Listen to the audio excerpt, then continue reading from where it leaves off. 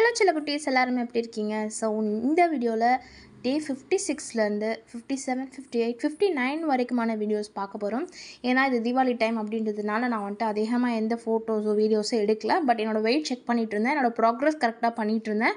So start பண்ணும்போது என்னோடய wait எப்படி இருந்தது, தீபாவளிக்கு முன்னாடி நாள் எடுக்கும்போது என்னோடய வெயிட், தீபாவளி அன்னைக்கு மார்னிங் எடுக்கும்போது என்னோடய வெயிட் எவ்வளோ இருந்தது அப்படின்றத நம்ம பார்க்க போகிறோம். ஸோ ஃபஸ்ட்டு வந்துட்டு அந்த அன்னைக்கு நான் எந்த வெயிட்டுமே எதுவுமே செக் பண்ணல. ஃபஸ்ட்டு டே 56 அன்னைக்கு. இது டே 57 அன்னைக்கு எடுத்தது. வெயிட் பார்த்திங்கன்னா 84.250. ஏன்னா டே 56 அன்னைக்கு நான் எதுவுமே பண்ணல. இது 57 அப்போ எடுத்த வீடியோ. அதனால் வெயிட் பாருங்கள், 84.300லேருந்து 250, ஒரு 50 கிராம்ஸ் தான் கம்மியாக இருக்குது. அண்ட் இது நெக்ஸ்ட் டே எடுத்த வீடியோ. ஸோ அன்றைக்கி மார்னிங் 12,000 ஸ்டெப்ஸ் அப்படிங்கிறத சக்ஸஸ்ஃபுல்லாக ஃபினிஷ் பண்ணியாச்சு.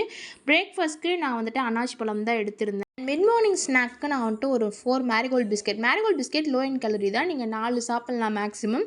ஸோ உங்களுக்கு ஸ்நாக்ஸ் கிரேவிங்ஸ் இருக்குது அப்படின்னா நீங்கள் தாராளமாக மேரிகோல்டு பிஸ்கெட் வந்துட்டு எடுத்துக்கோங்க. அதுக்காக ஒரு பேக்கெட் ஒரு நாள் ஃபுல்லாக நான் சாப்பிட்டுடுவேன் அப்படின்லாம் நான் யோசிக்காதீங்க. ஒரு பேக்கெட் வாங்கினீங்க அப்படின்னா ஒரு 2 to 4 டேஸ் இல்லைனா மேக்ஸிமம் 1 வீக் நீங்கள் வச்சுக்க பாருங்கள். ஸோ பொரி இதெல்லாம் நம்மளுக்கு ஆல்டர்னேட்டிவ்ஸ் இருக்குல்ல. ஸோ அதுக்கு நம்ம வந்துட்டு பிஸ்கெட்டையும் நம்ம யூஸ் பண்ணிக்கலாம். அண்ட் அந்த நாளுக்கான ஸ்கிப்பிங் அப்படின்றதே நான் ஃபினிஷ் பண்ணிட்டேன். நான் தீபாவளி முன்னாடி நாள் வரைக்குமே கரெக்டாக என்னோடய ஒர்க் அவுட் ஆகட்டும், ஸ்கிப்பிங், ஏன்னா நான் ஃபர்ஸ்ட் டே 56 அன்னைக்கு நான் எதுவுமே பண்ணல. வெளியே பாப்பாவோட ஷாப்பிங் போக வேண்டியதுனால எதுவுமே பண்ணல. அதனால் டே 57 அன்னைக்கு ஸ்கிப்பிங் ஆகட்டும், ஒர்க் அவுட் ஆகட்டும் எல்லாமே சேர்த்து பண்ணியிருந்தேன். லோயர் பாடி மட்டும் பண்ண வேண்டிய இடத்துல அப்பர் பாடி சேர்த்து பண்ணியிருந்தேன். அப்பர் பாடி மட்டும் பண்ண வேண்டிய இடத்துல லோவர் பாடி சேர்த்து பண்ணியிருந்தேன். அந்த மாதிரி சேர்த்து நான் ஆட் பண்ணிக்கிட்டேன். ஸோ ஃபஸ்ட்டு டே வந்துட்டு எனக்கு பெருசாக வெயிட் லாஸ் ஆகலை. ஆனால் பாருங்கள், தீபாவளி அன்னைக்கு மார்னிங் செக் பண்ண வெயிட் எனக்கு எந்த அளவுக்கு லூஸாக இருக்குன்னு சொல்லிட்டு. அண்ட் ஆல்சோ இதில் முக்கியமான ஹைலைட்டான விஷயம் என்னென்னா, நான் பிரியாணியும் சாப்பிட்டு வெயிட் லாஸ் பண்ணியிருக்கேன் மக்களை இடையில.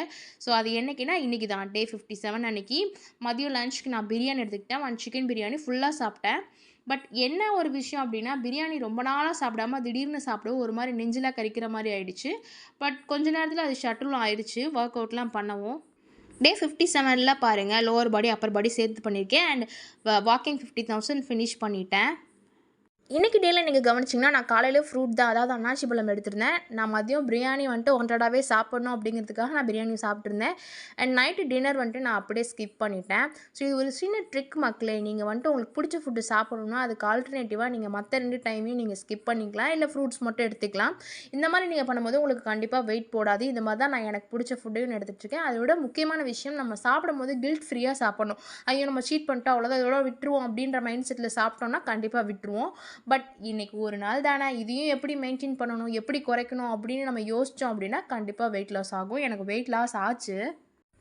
அண்ட் டே 58லேயும் என்னோடய 15,000 ஸ்டெப்ஸ் அப்படிங்கிறது, ஒர்க் அவுட் அப்படின்றது எல்லாத்தையுமே கரெக்டாக ஸ்கிப்பிங்கிறதையும் கரெக்டாக பண்ணிட்டேன். அண்ட் அன்றைக்கி பிரேக்ஃபாஸ்ட் நான் எடுக்கல, ஸ்கிப் பண்ணிட்டேன். ஏன்னா மதியம் மீல் சாப்பிடணும் போல் இருந்தது. இது தீபாவளிக்கு முன்னாடி டே. ஸோ எனக்கு மீல் சாப்பிடணும் போல் அப்படின்னால பிரேக்ஃபாஸ்ட்டையும் நான் டின்னரையும் ஸ்கிப் பண்ணிட்டேன். அதுக்கு பதிலாக நான் என்ன பண்ணேன் அப்படின்னா, மீல் ஆட் பண்ணிவிட்டு அதுக்கப்புறம் ஈவினிங் ஸ்நாக்ஸ் பண்ணிட்டு எனக்கு கரம் சாப்பிடணும் போல் இருந்துச்சு. நான் 2 கரம் கிட்ட நான் சாப்பிட்டுட்டேன்.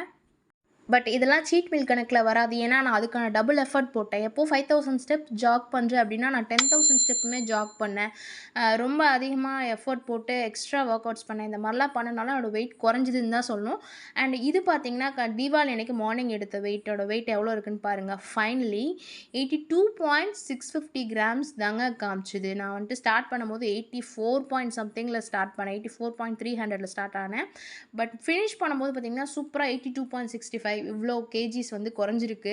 இன்க்ளூடிங் பிரியாணி, ஃபுல் மீல் எல்லாமே சாப்பிட்டோம். நம்ம குவான்டிட்டி வந்துட்டு நான் பிரியாணியில் ஃபுல் குவான்டிட்டி நான் எடுத்துட்டேன். நான் கம்மியாக சாப்பிட்டேன்னு போயெல்லாம் சொல்லவே மாட்டேன். அண்ட் மீல்ஸ்லேயும் ஆல்சோ நான் ஃபுல்லாகவே கிட்டத்தட்ட சாப்பிட்டேன். பட் ரைஸ் மட்டும் கொஞ்சமாக நான் எடுத்துக்கிட்டேன். அதுதான் டிஃப்ரென்ஸு. அண்ட் இதெல்லாம் வந்துட்டு தீபாவளி அன்றைக்கி எடுத்த கிளிக்ஸு. ஆல்மோஸ்ட் நம்ம வந்துட்டு 15 கேஜி சக்ஸஸ்ஃபுல்லாக லாஸ் பண்ணியிருக்கோம் மக்களே.